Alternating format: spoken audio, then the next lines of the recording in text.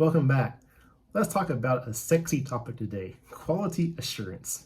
Or how do we know that what we think we taught our student is what we taught our student today? Now, there's a little bit of quality assurance built into the program because we've got to do the pre-solo written with them before we solo our students. And of course, they're going to take the knowledge test and the oral exam and the check ride, but that really kind of backloads your quality assurance. So let's make sure that not when they spent all the money we did our job, but let's make sure we did our job today.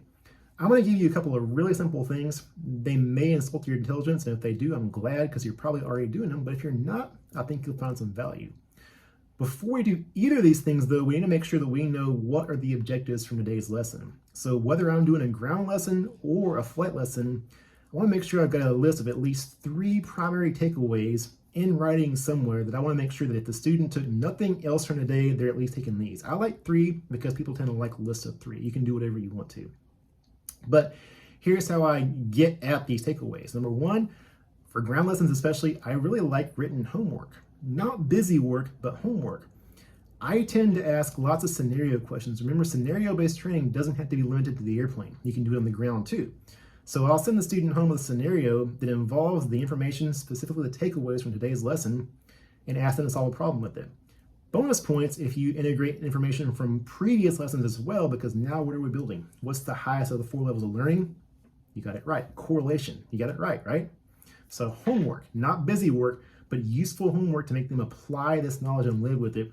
It's a really simple but effective thing. Number 2, this one's even simpler. You got to ask good questions to get good answers. So there's a $1 million question you can ask during your debrief. I bet you'll never guess it. Did you? What's your guess? It's what did you learn today?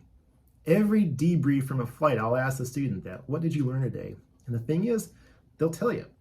If they got the takeaways, that's awesome. That's a win. If they got some of them, okay, I can fill in blanks and make sure they saw the right things. Did they experience the flight the same way I did and see what I wanted them to see?